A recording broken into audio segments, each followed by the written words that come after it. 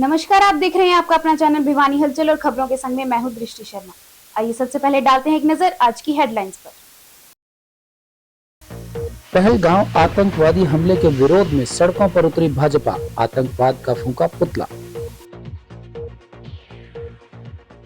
नई अनाज मंडी में गेहूं व सरसों की खरीद, उठान और भुगतान का कार्य जारी।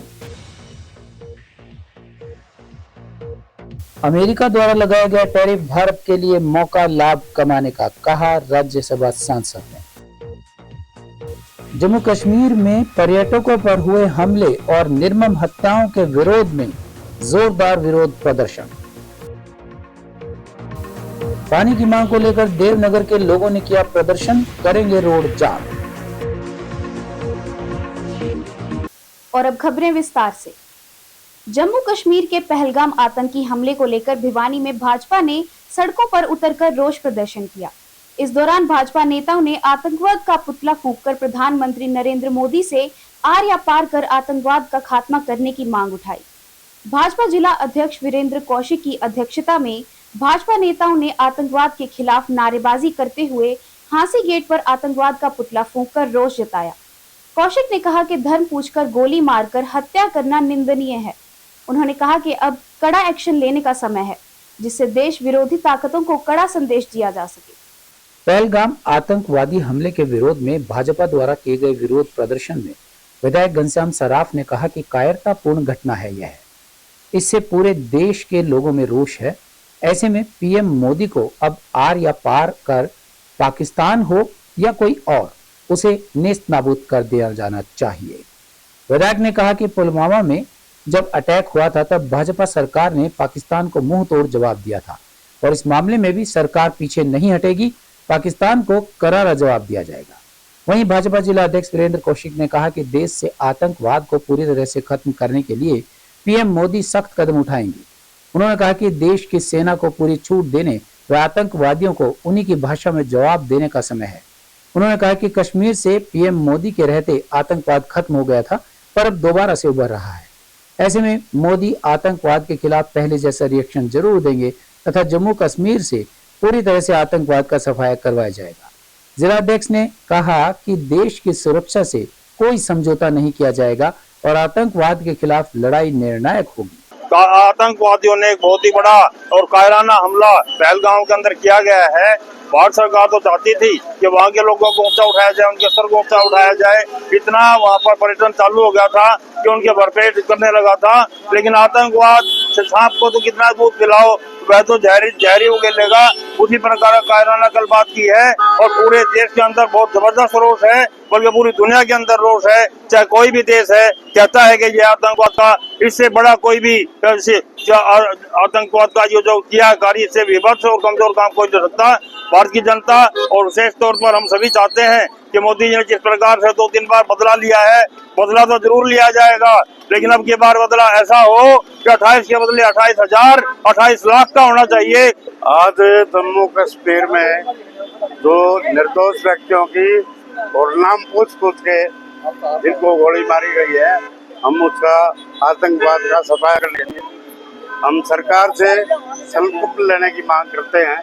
और इस जो हमारे 28-30 व्यक्ति जो गुजरे हैं, उनको लेके हम प्रधानमंत्री जी के पास ये अपना रोष दिखाने के लिए हम लोग इकट्ठे हुए हैं।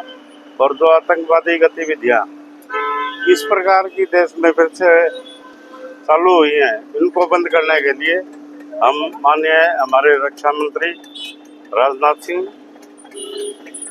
नरेंद्र मोदी जी और ऐसे जो भी आतंकी को समर्थन देने वाली सरकारें हैं, उनका हम विरोध करते हैं। और आने वाले समय में 2-4 दिन में इनका सफाया करने के लिए हमें एकजुट होकर लगना चाहिए।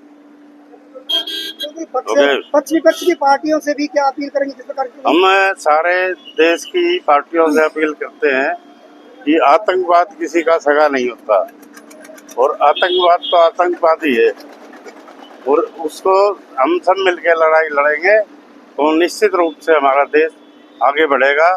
मैं ऐसी संभावनाओं से एकजुट होकर उनका मुकाबला करने के लिए हमें तैयार रहना होगा। देखो, पहलगाम में जो घटना हुई है उसकी सब लोग हम निंदा करते हैं। और हमारे देश के जो 26 लोग एक किस्म से शहीद हुए हैं, क्योंकि उन्होंने जिस प्रकार से उनकी सबके लिए हमने जो लोग वहाँ पे मारे गए हैं उनके लिए सबसे पहले हमने शोक प्रकट किया है। और जो शोक प्रकट करने के बाद में हमारा गुस्सा भी है जिस प्रकार से हमारे लोगों को वहाँ पे मारा गया, उसके विरोध में, आतंकवाद के विरोध में हमने यहाँ पर भारतीय जनता पार्टी के कार्यकर्ताओं ने यहाँ पर पुतला फूंका है। और जिस प्रकार से पहले भी हमारे ऊपर जो पाकिस्तान के माध्यम से, आतंकवाद के माध्यम से जो आतंकवाद के रूप में हमारे ऊपर अटैक हुए हैं 2-3, उसका रिएक्शन भारतीय जनता पार्टी की सरकार ने, मोदी जी की सरकार ने पहले भी दिया है। और अब भी आतंकवाद के ऊपर कोई इसी प्रकार का कोई समझौता नहीं हुआ, किसी दबाव में ना करके उसी प्रकार से कार्रवाई भारतीय जनता पार्टी की सरकार, मोदी जी की सरकार करेगी। अमित शाह जी हमारे वहाँ पर कल के गए हैं, मोदी जी भी वापस आ गए हैं। देखिए, आज भारतीय जनता पार्टी के कार्यकर्ताओं ने जिला अध्यक्ष वीरेंद्र कौशिक जी की अध्यक्षता में आतंकवाद का आज पुतला फूंका है, क्योंकि कल पहलगाम में जो कश्मीर का इलाका है वहाँ पर आतंकवादी घटना हुई और हमारे देश के 28 लोगों ने अपनी जान गंवा दी। आतंकवाद की भेंट वो चढ़ गए। बहुत ही दुखदाई है। जितनी इस घटना की निंदा की जाए उतना ही कम है, क्योंकि 28 परिवारों ने अपने परिवार के सदस्यों को खोया है। सरकार और देश आज उन परिवारों के साथ इस दुख की घड़ी में खड़ा है और सरकार सख्त से सख्त फैसला लेगी, ऐसा हमारा मानना है। क्योंकि पहले भी एयर स्ट्राइक और सर्जिकल स्ट्राइक करके सरकार ने दिखाया था कि हम आतंकवाद का मुंह तोड़ जवाब देंगे। ठीक इसी प्रकार से अब भी माननीय प्रधानमंत्री जी के नेतृत्व में देश की सेना एक बेहतरीन फैसला लेते हुए आतंकवाद पर कड़ा प्रहार करेगी। पूरे प्रदेश भर में 15 मार्च से सरसों की व 1 अप्रैल से गेहूं की सरकारी खरीद शुरू हो चुकी है। शुरुआती दौर में भिवानी अनाज मंडी में मौसम परिवर्तन के कारण सरसों व गेहूं की आवक धीमी थी, लेकिन जैसे जैसे समय बढ़ा वैसे ही आवक में तेजी आई और अब गेहूं व सरसों की आवक पीक पर है। यानी 95% सरसों तथा 73% गेहूं की आवक नई अनाज मंडी में हो चुकी है। इस बारे में जानकारी देते हुए अनाज मंडी सचिव अनिल कुमार ने बताया कि फिलहाल तक 4,71,000 क्विंटल सरसों की आवक हो चुकी है, जिसमें से 3,75,000 क्विंटल सरसों खरीदी जा चुकी है, तो 2,72,000 क्विंटल सरसों का उठान हो चुका है। अनाज मंडी सचिव अनिल कुमार ने कहा कि एक सप्ताह भर में ही गेहूं की आवक बम्पर होती जाती है। फिलहाल 9,90,000 क्विंटल गेहूं की आवक हुई है तथा 7,78,000 क्विंटल गेहूं खरीदा जा चुका है, तो 2,04,000 क्विंटल का उठान हो चला है। उन्होंने कहा कि एजेंसियों के साथ मिलकर उठान पर पूरा फोकस है और उठान के साथ किसानों का भुगतान भी एजेंसियां कर रही हैं। वहीं उन्होंने बताया कि पिछले वर्ष 13 लाख क्विंटल के लगभग गेहूं की आवक हुई थी। उन्होंने कहा कि 30 तारीख तक का समय निर्धारित किया गया है, जो कि पिछले वर्ष के आंकड़ों को अचीव करेगा। वहीं गेहूं लेकर आए किसानों ने बताया कि उन्हें किसी प्रकार की कोई परेशानी नहीं है। उन्होंने कहा कि आते ही गेट पास कट जाता है और 2425 रुपए प्रति क्विंटल से गेहूं खरीदा जा रहा है। इसके साथ ही सरकार के भावों और मंडी की व्यवस्थाओं से वो काफी संतुष्ट दिखाई दिए। मैं गाँव देव से आया हूँ, लेके आया हूँ मैं मंडी में, कोई दिक्कत को नहीं। टाइम पर अपने बिक गया, सारी सुविधा है, चाय की, पानी की, खाने की कोई दिक्कत नहीं है। टाइम पर अपने बिक गया है, कोई परेशानी नहीं है। भाव से संतुष्ट है। 2425 बिक रहा है। नाम पवन कुमार, गांव नवा राजगढ़। नई अनाज मंडी में गेहूँ लेके आया था, आते ही टोकन कट गया और आते ही बिक गए। 2425 रुपये गेहूँ का भाव है, आते ही बिक गया है। कोई दिक्कत नहीं किसी प्रकार की भी, उपलब्ध है बिल्कुल, चाय पानी की भी सब कुछ। गेहूँ और सरसों का सीज़न अब पीक पे चल रहा है जी। अराइवल लगभग पूरी हो चुकी है, अराइवल अभी हो रही है लेकिन बहुत ही कम हो रही है। इसके साथ साथ अब जो है हमारा मेन टारगेट है उठान को बढ़ाने का, तो एजेंसियों के साथ हम संपर्क में हैं और उठान को धीरे धीरे बढ़ाया जा रहा है। सरसों की हमारी 3 मंडियां हैं, जिनमें से टोटल अराइवल हुई है जी 4,71,000 क्विंटल की, जिसमें से 3,75,000 क्विंटल की खरीद हो चुकी है और 2,72,000 की लिफ्टिंग हो चुकी है। इसमें लिफ्टिंग अच्छी है, लगभग 73% की लिफ्टिंग हो चुकी है। गेहूं की अराइवल बाद में हुई है और गेहूं क्योंकि अराइवल जो है गेहूं की बहुत ही कम टाइम स्पेन में आ जाती है, लगभग 1 हफ्ते में सारा गेहूं आ जाता है मंडियों में। तो अब तक हमारे यहाँ पे 9,90,000 क्विंटल की अराइवल हो चुकी है गेहूं की, जिसमें से 7,78,000 क्विंटल की खरीद होगी और 2,04,000 क्विंटल की लिफ्टिंग हो चुकी है जी। तो लिफ्टिंग पूरा फोकस जो है प्रशासन का गेहूं और सरसों पर रहेगा। भुगतान जो साथ साथ जो है जैसे जैसे लिफ्टिंग चल रही है वैसे वैसे किसानों का भुगतान किया जा रहा है एजेंसियों के द्वारा। राज्यसभा सांसद कार्तिकेय शर्मा का कहना है कि अमेरिका द्वारा लगाया गया टैरिफ भारत के लिए नुकसान नहीं, लाभ कमाने का अवसर बनेगा। भिवानी पहुंचे राज्यसभा सांसद कार्तिकेय शर्मा ने 27 अप्रैल को पंचकुला में होने वाली परशुराम जयंती का न्योता दिया। शर्मा ने कहा कि वर्ष 2047 तक भारत का विकसित राष्ट्र बनेगा। वन नेशन वन इलेक्शन जैसे मुद्दों को लेकर भाजपा सरकार आगे बढ़ रही है। इस नियम के लागू होने से देश में समय समय पर होने वाले चुनाव से विकास का जो वातावरण बाधित होता था वह ठीक होगा। राज्यसभा सांसद कार्तिकेय शर्मा ने भिवानी में एक कार्यक्रम के दौरान पत्रकारों से बातचीत करते हुए कहा कि वर्ष 2047 तक भारत एक विकसित राष्ट्र बनेगा। देश राजनीतिकरण के बजाय जननीति की तरफ बढ़ता नजर आएगा। उन्होंने कहा कि देश की आजादी के बाद अब तक 3 आम चुनाव वन नेशन वन इलेक्शन के मुद्दे पर हुए थे, लेकिन तत्कालीन सरकार ने इन्हें बंद करवा दिया। पत्रकारों के सवालों का जवाब देते हुए कहा कि कांग्रेस पिछले 12 वर्ष के दौरान अपने पार्टी के संगठन का गठन नहीं कर पाई है और न ही नेता प्रतिपक्ष का चयन कर पाई है। यह कांग्रेस की विफलता को दर्शाता है। कांग्रेस ने वक्फ संशोधन बिल के मुद्दे पर धार्मिक रूप से देश को बरगलाने का कार्य किया, जबकि वक्फ संशोधन कानून धर्म का मुद्दा नहीं बल्कि एक प्रशासनिक मुद्दा है। उन्होंने कहा कि भारत अपनी संस्कृति के साथ चलने वाला देश है। ज्ञान व विज्ञान भारत की देन है। संस्कृति को छोड़कर देश आगे नहीं बढ़ सकता। भगवान परशुराम जी का जन्मोत्सव के उपलक्ष्य में एक बहुत ही भव्य कार्यक्रम का आयोजन किया जा रहा है पंचकुला में आने वाली 27 तारीख को, और माननीय मुख्यमंत्री जी कार्यक्रम के मुख्य अतिथि होंगे। और ये हम हर साल करते हैं कार्यक्रम, जहां हम भगवान परशुराम जी का जन्मोत्सव हर्ष और उल्लास से मनाते हैं। उसी श्रृंखला में आज भिवानी आया हूँ सबको न्योता देने, और सारे भाइयों का, बड़े बुजुर्गों का, युवा साथियों का, माताओं बहनों का बहुत प्यार और आशीर्वाद मिल रहा है। और मुझे लगता है कि जिस तरीके से हमने करनाल में पहले 2 कार्यक्रम किए थे, इस बार पंचकुला में के ज़िले में होंगे, और जो लोगों का प्यार और आशीर्वाद अपार मिल रहा है, उससे लग रहा है कि सारी संख्या का रिकॉर्ड टूटेगा। देखिए, मैं इतिहास का स्टूडेंट हूँ और मैंने इस बात का उल्लेख पहले भी संसद में किया है कि पहले 3 आम चुनाव जो देश में आज़ादी के बाद हुए थे, वो वन कंट्री वन इलेक्शन के नाम पर ही हुए थे। जब कांग्रेस पार्टी ने अपना प्रेसिडेंट्स रूल को यूज़ करते हुए और कई जगहों पर कई राज्यों की सरकारों को निरस्त किया, तो वो साइकिल डिस्टर्ब हो गई और किन्हीं कारणों से वो डिस्टर्ब होती गई। और मुझे भी लगता है, और मुझे लगता है प्रत्येक व्यक्ति, देश के आम जन को लगता है कि जो हर 3-4 महीने में चुनाव की प्रक्रिया कहीं ना कहीं किसी राज्य में चलती रहती है, उससे जो हमारा वातावरण है वो डिस्टर्ब हो जाता है, और कहीं ना कहीं लोग राजनीतिकरण की नीतियों के ऊपर चलते हैं, ना कि जन नीतियों के ऊपर।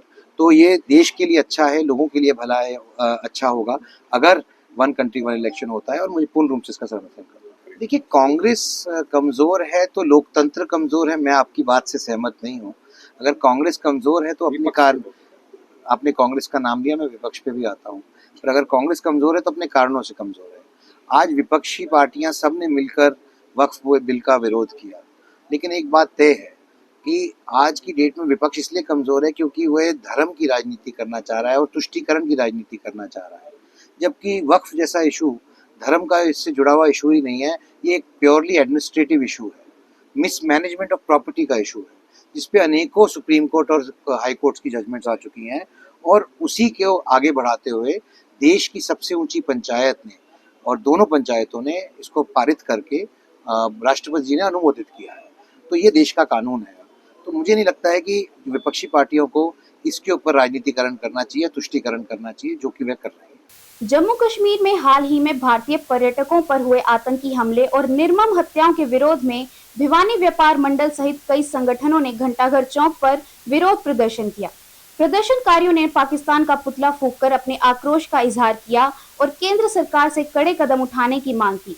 प्रदर्शन का नेतृत्व कर रहे भिवानी व्यापार मंडल के अध्यक्ष जेपी कौशिक और प्रवीण गुप्ता ने कहा कि आतंकियों द्वारा भारतीय पर्यटकों की धर्म पूछकर की गई निर्मम हत्या अमानवीय है। भिवानी व्यापार मंडल के अध्यक्ष जेपी कौशिक और प्रवीण गुप्ता ने कहा कि भारतीय पर्यटकों की धर्म पूछकर की गई निर्मम हत्या अमानवीय है। यह देश की सुरक्षा व्यवस्था पर गंभीर प्रश्न चिन्ह खड़ा करती है।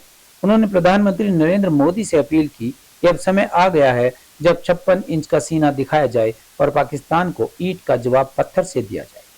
कहा कि सरकार ने पहले दावा किया था कि घुसपैठ और आतंकी घटनाओं पर पूर्ण रूप से लगाम लग चुकी है, लेकिन हालिया घटना से साफ है कि आतंकियों के हौसले अभी भी बुलंद हैं।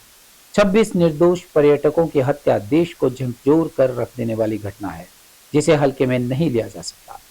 उन्होंने मांग की कि भारत सरकार पाकिस्तान में घुसकर इन आतंकियों को चुन चुन कर खत्म करे और ऐसा जवाब दे जिससे भविष्य में कोई दुश्मन भारत की ओर आंख उठाकर न देख सके। प्रदर्शन में शामिल लोगों ने चेतावनी दी कि यदि केंद्र सरकार ने जल्द और प्रभावी कार्यवाही नहीं की तो देश भर में इसी प्रकार के विरोध प्रदर्शन और अधिक उग्र रूप ले लेंगे। मोदी से एक ही गुजारिश है, एयर स्ट्राइक का दोबारा टाइम आ गया है, नहीं तो ये नहीं सुधरेंगे, इनको सुधारना बहुत जरूरी है। और इसीलिए मैं फिर दोबारा कहता हूँ कि प्रधानमंत्री अपना एक बार फिर दोबारा उनको सिखाएं सबक, ताकि हमारा देश भी गौरव से ऊंचा रहे। और हमारे जो 26 आदमी मारे हैं ना, उनका बदला लेने के लिए हम ऐसे ही हर जगह हर चौराहे पर पुतले फूकते रहेंगे। आज देखिए, आज हमने भिवानी व्यापार मंडल की तरफ से और संगठनों की तरफ से हमने आज पुतला फूका है पाकिस्तान का आतंकवादियों का। आज हमारे देश के अंदर ये ऐसे आतंकवादी घुस आए हैं। आज मैं प्रधानमंत्री जी से मैं मांग करता हूँ, आज ये 56 इंची का सीना दिखाने का टाइम आ गया है। ईंट का जवाब पत्थर से दे नरेंद्र मोदी जी। आज इन्होंने हमारे 26 आदमी मारे हैं। मैं तो कहता हूँ कि 2600 आदमी मारे गए पाकिस्तान के अंदर, फिर से वार करने का समय आ गया है। ये जो आतंकवादी घटना हुई है हमारे देश में बढ़ के आतंकवादियों ने, पाकिस्तानियों ने 26 लोगों को मार दिया, ये बहुत बड़ी दुखद घटना है। और उनके 26 आदमियों के जितने बच्चे, छोटे छोटे बच्चे थे बेचारों के, उनके आगे क्या बनेगा उनका। हम प्रधानमंत्री से अपील करते हैं, मोदी जी कहते हैं करना है तो उसको करने का समय आ गया है, उनको दिखाने का है। पाकिस्तान है ना जो आराम से मानने वाला नहीं है, इनको ईंट का जवाब पत्थर से देंगे तभी इनका दिमाग ठीक होगा। देवनगर के लोगों ने पब्लिक हेल्थ विभाग के अधिकारियों के खिलाफ प्रदर्शन किया, नारेबाजी की। उन्होंने बताया कि पब्लिक हेल्थ विभाग के लोग उनकी नहीं सुनते। पिछले 1 माह से पानी की सप्लाई की समस्या बनी है। इस बारे में अधिकारियों से संपर्क किया जाता है तो कोई संतोषजनक जवाब नहीं दिया जाता, जिस वजह से पानी की एक बूंद के लिए भी तरस रहे हैं। लोगों ने चेतावनी दी कि अगर 2 दिन के भीतर पानी का समाधान नहीं हुआ तो वह हांसी भिवानी मार्ग को जाम करने पर मजबूर होंगे। वार्ड नंबर 1 के पार्षद सूर्या तंवर ने बताया कि देवनगर इलाके में पिछले 20 दिनों से पीने के पानी की किल्लत बनी हुई है। पब्लिक हेल्थ के जेई फोन नहीं उठा रहे हैं। विभाग की तरफ से कोई टैंकर आदि की भी व्यवस्था नहीं है।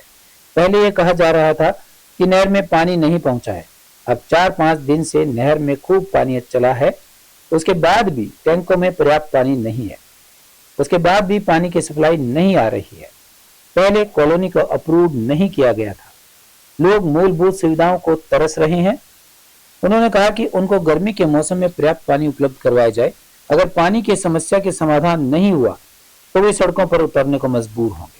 उन्होंने बताया कि क्षेत्र के लोग कहेंगे वो वही कार्य करेंगे। अगर पब्लिक हेल्थ में धरना देना है तो वे वहां जाकर धरना देंगे, और अगर रोड जाम करने को कहेंगे तो वे इसी मार्ग पर जाम लगाने को मजबूर होंगे। क्षेत्रवासी सुनीता ने बताया कि क्षेत्र में पानी की भयंकर किल्लत बनी हुई है। 800 रुपए का एक पानी का टैंकर मिल रहा है। ये पानी की समस्या है जी, 1 महीने से बिल्कुल पानी नहीं आ रहा है। टैंकर मंगवा के काम चलवा रहे हैं। एमसी साहब को बार बार फोन कर रहे हैं, इसको परेशान कर रहे हैं। पानी की बिल्कुल समस्या, पानी के लिए बहुत परेशान है हम।